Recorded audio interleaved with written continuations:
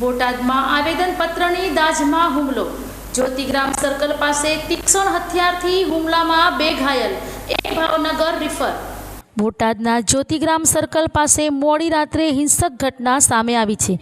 ફારૂકભાઈ નામના વ્યક્તિ તેમની દુકાન પાસે હતા ત્યારે કેટલાક શખ્સોએ તેમના પર તલવાર જેવા તીક્ષ્ણ હથિયારથી હુમલો કર્યો હતો. આ હુમલામાં ફારૂકભાઈ અને અન્ય એક વ્યક્તિને ઈજા થઈ હતી. બંને ઘાયલોને તાત્કાલિક સારવાર માટે સ્થાનિક હોસ્પિટલમાં ખસેડવામાં આવ્યા હતા, જેમાંથી એક વ્યક્તિની સ્થિતિ વધુ ગંભીર હોવાને કારણે ભાવનગર રિફર કરવામાં આવ્યા છે. ઈજાગ્રસ્ત ફારૂકભાઈના જણાવ્યા મુજબ તેમણે અગાઉ કેટલાક લોકોની અસામાજિક પ્રવૃત્તિઓ અંગે કલેક્ટરને આવેદનપત્ર આપ્યું હતું. આ આવેદનપત્રથી દાજ રાખીને હુમલાખોરોએ આ હુમલો કર્યો હોવાનું સામે આવ્યું છે. ઘટનાની જાણ થતાં જ પોલીસ ઘટના સ્થળે પહોંચી ગઈ હતી અને વધુ તપાસ હાથ કરી દીધી છે. મારું નામ છે ફારૂકભાઈ મજીદભાઈ શેખ. ઘટના સ્થળે એવું હતું કે જ્યોતિગ્રામ સર્કલ મારું ઘર છે, વોરા સોસાયટી, મુસ્લિમ વોરા સોસાયટી, અને હું ત્યાં માવો ખાવા ગયેલો અને ગાડી ઉપર બેઠેલો, બરાબર.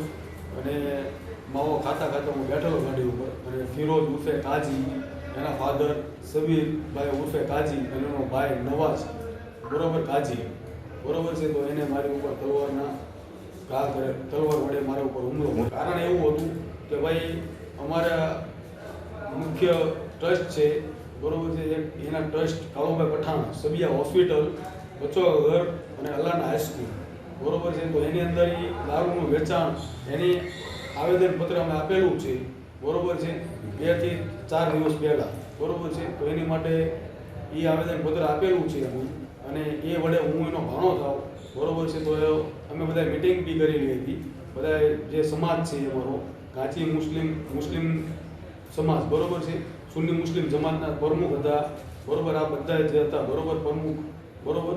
અને એ અમે આવેદનપત્ર આપેલ છે, બરાબર, કલેક્ટરમાં, મામલતદારમાં અને ડીવાયએસપી ઓફિસ પર, બરાબર. અને આવીને ખબર પડી કે આવી રીતના મિટિંગ કરે છે, એમાં હું ઇન્વોલ્વ હતો, તો એ વડે મારી ઉપર આવી દાજ ઉતારેલી છે.